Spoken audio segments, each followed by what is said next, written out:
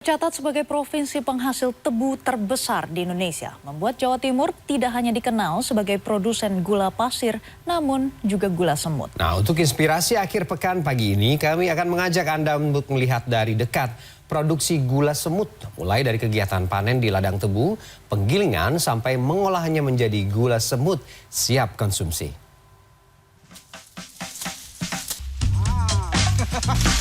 Gatel banget, tangan udah merah-merah.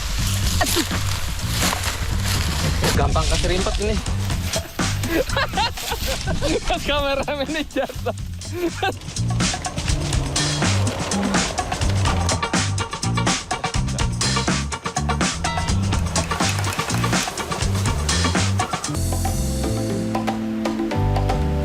Gula semut atau gula merah versi bubuk umumnya dibuat dari nira kelapa atau nira aren.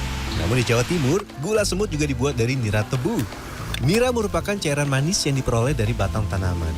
Untuk membuat gula semut dari nira tebu terdengar mudah loh. Nih saya kasih tahu.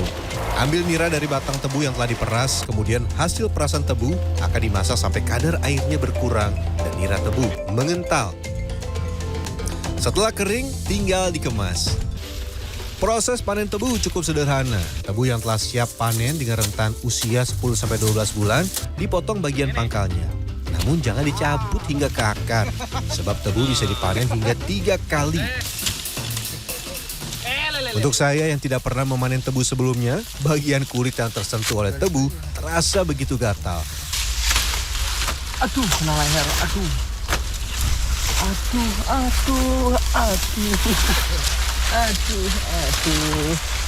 Perjuangan dapat yang manis-manis. Aduh. Nah, tawon kita. Aman, Pak. Ngumpatin bapaknya dulu. Mana. Udah. Masih ada nggak, Pak, tawonnya, Pak? Udah nggak ada? Nggak ada. Udah aman? Ya. Yang mana? Sini. Mantap, Pak. Aman ya, Pak? Agak di dalam tadi sih, Pak. Dia masuk ke baju. Aman ya, Pak? Nggak apa-apa lah, Pak. Biarin ya, Pak. Oh, ya, nggak ada. Ya. Udah aman ya? Nggak ada apa, nak. Aman. Oh, nggak sempat kantup ya? Biasanya nancap. Walau tidak mengeluarkan nira, namun daun tebu tidak dibuang begitu saja. Bagian daun biasanya dimanfaatkan oleh warga untuk menjadi campuran pakan untuk ternak mereka. Untuk saya, proses panen tebu dan kulit kemerahan yang terasa begitu gatal jadi dua hal yang tidak terpisahkan. Daun-daun tebu selesai dikumpulkan di satu titik. Lanjut, kita memindahkan batang tebu yang menjadi tujuan utama kita panen kali ini.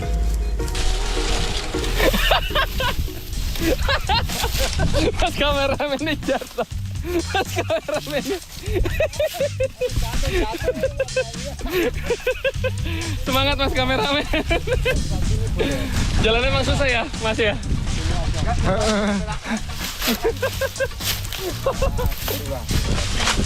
Habis saya yang jatuh, Mas kameramen saya juga jatuh.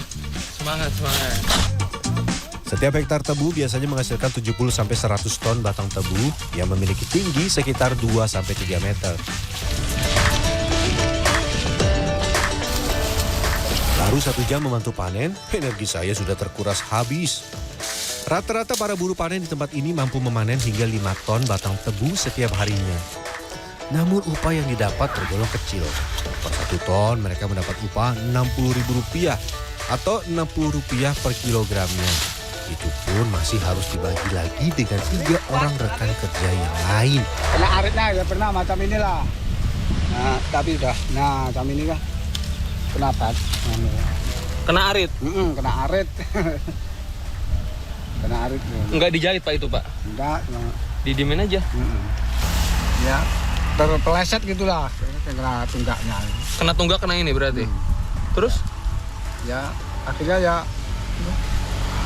berdarah? ya, sobek. Ya.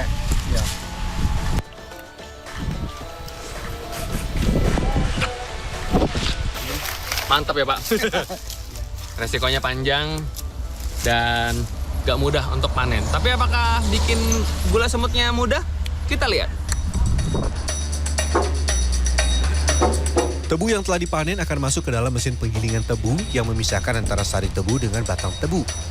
Jika Jika di rata-rata dari 100 kg tebu yang digiling akan dihasilkan 5-8 kg gula semut atau 5-8%-nya saja. Sisanya adalah ampas tebu.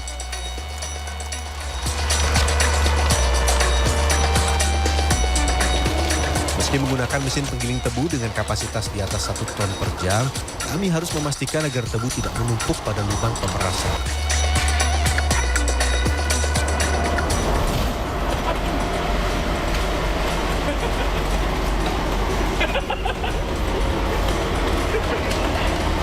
Mencolot. Main lempar-lempar aja. Aduh.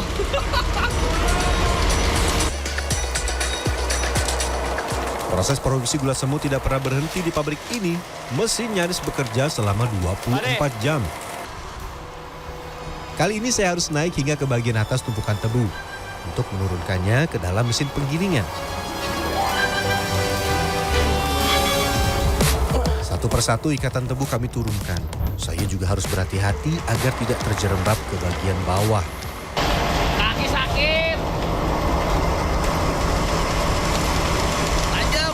Ujung-ujungnya tajam. Sininya juga. Dominya juga gatel. Wah, mantap ini nggak pakai alas. Dahsyat. Kalau pakai enak sih, cuman saya takut licin, takut jatuh. Menurunkannya pun tidak sembarang, pemirsa. Musim penghujan membuat bobot tebu yang digiling meningkat akibat air hujan yang terserap oleh tanaman. Ini membuat proses memasak akan lebih lama. Setelah air perasan tebu terpisah dengan ampasnya, air akan dialirkan dengan mesin menuju tempat perebusan. Wadah perebusan dibagi menjadi 3. Pertama, wadah pemanasan. Kedua, wadah penyusutan kadar air. Dan ketiga, wadah pengentalan. Pemanasan yang pertama akan membuat sisa-sisa kulit atau serat tebu yang tidak tersaring naik ke permukaan. Buang semua ampas tebu sampai tidak ada lagi kotoran yang mengambang di permukaan. Atau bisa-bisa gula semut menjadi pahit. Setelah itu nira tebu akan dialirkan ke wadah penyusutan. Di wadah kedua, tebu akan dididihkan selama 4 jam atau sampai kadar air dalam nira tebu menyusut hingga 80%.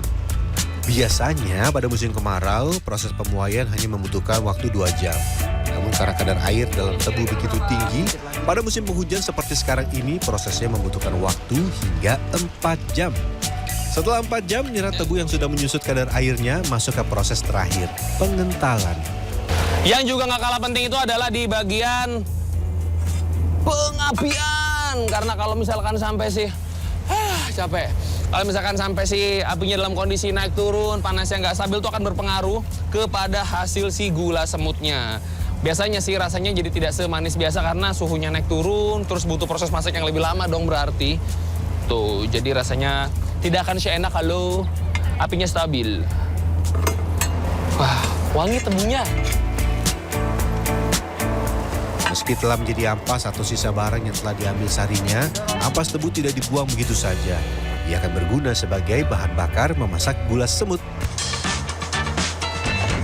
Ketika sudah mengering, gula semut dijual dalam skala besar atau grosiran, di mana satu karung berisikan 50 kg gula semut dijual dengan harga Rp450.000 atau per kilonya Rp9.000. Walau memiliki omset fantastis lebih dari 70 juta rupiah per hari, musim penghujan turut mempengaruhi pendapatan karena membutuhkan bahan bakar yang jauh lebih banyak dibanding musim kemarau. Sebetulnya kalau dari rasa, gula semut yang dari nira aren dengan yang dari nira lainnya itu rasanya hampir sama ya, bahkan buat saya cenderung sama. Tapi wanginya yang beda. Kalau aren itu lebih khas wangi aren. Nih. Wanginya tuh kayak kita berasa lagi minum es tebu. Tapi manisnya tuh jauh lebih tinggi. Enak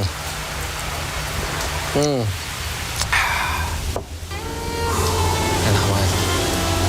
Rian Fernando, Dwi Agung Yuldiarto, Kediri, Jawa Timur.